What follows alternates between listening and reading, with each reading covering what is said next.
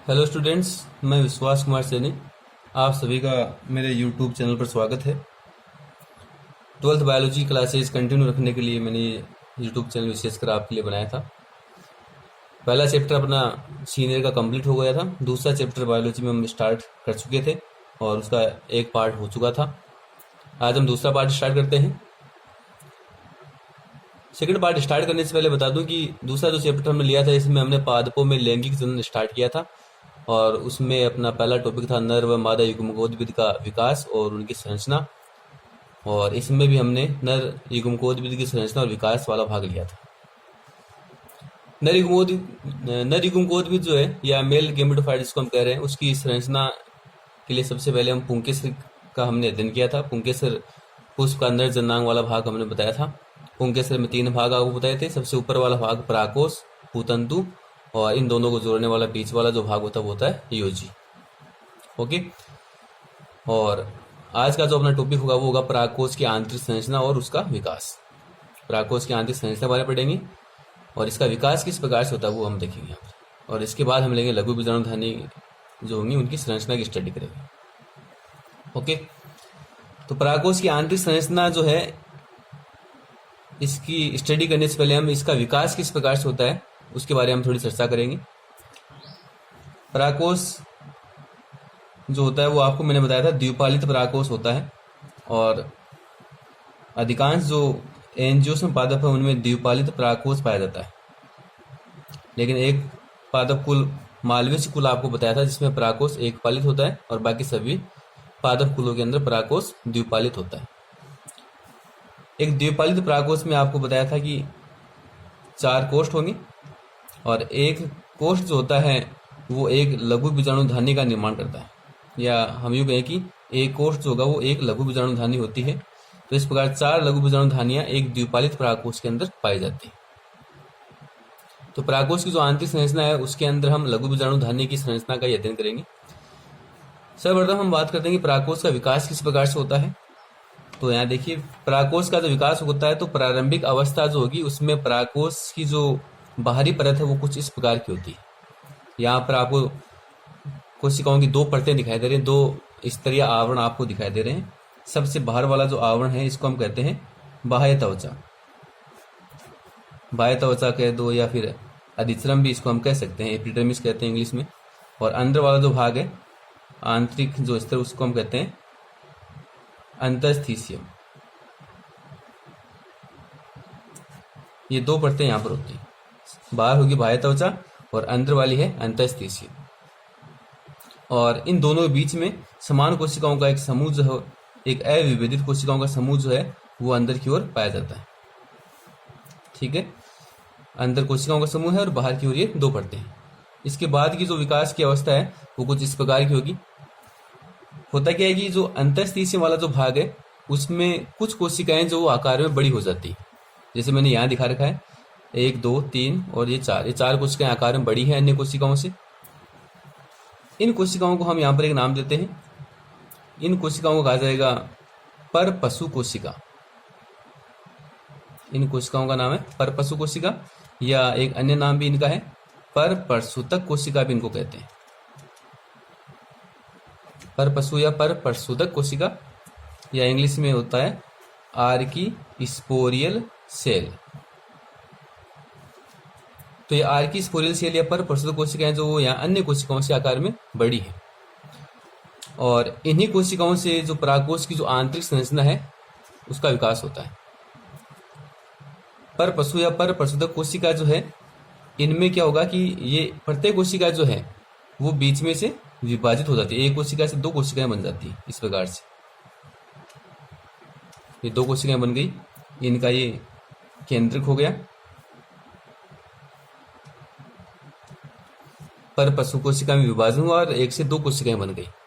ठीक है, इस भाग को हम इधर लेते हैं, जैसे ये भाग मैंने यहां पर लिया है।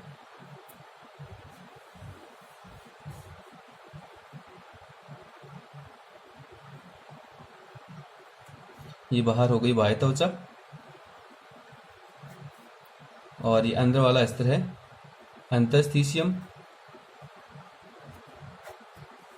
और ये यहाँ पर जो एक कोशिका हमने ली थी जो आकार में बड़ी है, पर पशु कोशिका जो यहाँ दो कोशिकाओं में विभाजित हो गई, इन दो कोशिकाओं को भी यहाँ पर नाम दिया गया है। जो कोशिका बाहर की तरफ है इसको हम कहते हैं प्राथमिक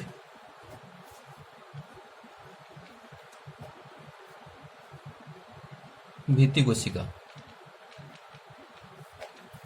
जो कोशिका बाहर की ओर है, बाह्य त्वचा की ओर, उसका नाम है प्राथमिक भित्ति कोशिका, और जो कोशिका अंदर की ओर है उसका नाम है प्राथमिक बीजाणु जन कोशिका। बाहर है प्राथमिक भित्ति कोशिका और अंदर है प्राथमिक बीजाणुजन कोशिका। ठीक है, इसके बाद क्या होगा, इन कोशिकाओं में फिर विभाजन होता है। प्राथमिक भित्ति कोशिका भी विभाजन करती है और प्राथमिक बीजाणुजन कोशिका भी विभाजन करती है। ये बीजाणुजन कोशिका जो है, प्राथमिक बीजाणुजन कोशिका, इससे बीजाणुजन कोशिकाओं का निर्माण होता है। प्राथमिक बीजाणुजन कोशिका जो होंगी वो बीजाणुजन कोशिका का निर्माण करेंगे, और बीजाणुजन कोशिका जो है वो एक समूह का निर्माण करती है, और कोशिकाओं का जो समूह उसको हम उत्तक कहते हैं। तो हम कह सकते हैं कि यहाँ पर बीजाणुजन उत्तक का निर्माण होगा।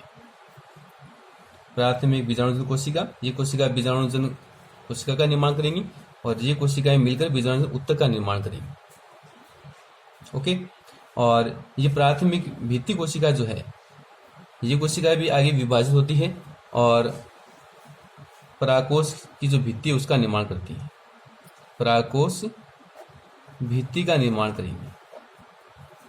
तो यहाँ सर्वप्रथम हमने पर पशु कोशिका ली, उसमें विभाजन हुआ, दो कोशिकाएं बनी, बाहर की ओर प्राथमिक भित्ति कोशिका और अंदर की ओर प्राथमिक बीजाणुजन कोशिका। प्राथमिक भित्ति कोशिका पराकोश भित्ति का निर्माण करेंगी, और प्राथमिक बीजाणुजन कोशिका जो है वो बीजाणुजन कोशिका का निर्माण करेंगी, और कोशिकाओं का समूह ये क्या होगा, यहाँ पर बीजाणु उत्तक कहलाएगा। ठीक है, और ये बीजाणुजन कोशिकाएं जो है इनमें क्या होगा, समसूत्री विभाजन होगा, और समसूत्री विभाजन से जो लघु बीजाणु मात्र कोशिका उनका निर्माण होगा, या यूं कहें कि जो बीजाणु कोशिका है वो लघु बीजाणु मात्र कोशिका का कार्य करती है। यहां में लिखा है लघु बीजाणु मात्र कोशिका, माइक्रोस्पोर मदर सेल। ये बीजाणु कोशिका लघु बीजाणु मात्र कोशिका का कार्य करती है, और ये कोशिका ही फिर आगे अर्धसूत्री विभाजन द्वारा लघु बीजाणुओं का निर्माण करती है। ठीक है, तो ये पराकोश की आंतरिक संरचना का विकास किस प्रकार से हुआ। सर्वप्रथम ये स्ट्रक्चर होती, यहाँ पर हमने दो स्थल लिए हैं, बाह्य त्वचा, अंतःस्थीशियम। अंतःस्थीशियम की भीतर की कुछ कोशिकाएं आकार में अन्य कोशिकाओं से बड़ी होंगी, और उनको हम नाम देंगे पर पशु कोशिका। फिर वो कोशिकाएं विभाजित होंगी, दो कोशिकाओं में टूट जाएंगी। दो कोशिकाएं जो है उनमें बाहर वाले को हमने नाम दिया प्राथमिक भित्ति कोशिका, और अंदर वाले को नाम दिया हमने प्राथमिक बीजाणुजन कोशिका। ओके, और ये प्राथमिक भित्ति जो है, भित्ति कोशिका जो पराकोश, ये जो पराकोश आपको दिख रहा है, इस पराकोश की भित्ति या दीवार जो होती है, बाहरी आवरण जो होता है, उसका निर्माण प्राथमिक भित्ति कोशिका के द्वारा होता है। ओके, ये कोशिकाएं परिणत विभाजन द्वारा विभाजन करती रहेंगी और चार परतों का निर्माण करेंगे, जो हम यहाँ लघु बीजाणु धानी की आंतरिक संरचना के अंदर पढ़ेंगे। और बीजाणु कोशिका जो है वो अंदर की ओर, यहाँ ये जो भाग आपको दिख रहा है, इसमें कोशिकाओं का निर्माण करेंगी। इन कोशिकाओं को हम बीजाणु कोशिका कहेंगे, और ये कोशिकाएं लघु बीजाणु मात्र कोशिका के रूप में काम करेंगी, और इन्हीं से फिर लघु बीजाणु का निर्माण होगा, और लघु बीजाणु को ही हम बाद में परागकण कहते हैं। ठीक है, तो ये अपना जो पार्ट है पराकोश की आंतरिक संरचना का या उसका विकास किस प्रकार से हुआ वो यहाँ कंप्लीट होता है। तो जैसे हमने क्या किया, यहाँ पर टॉपिक था अपना पराकोश की आंतरिक संरचना व विकास। तो सबसे पहले यहाँ पर पशु कोशिका जो होती,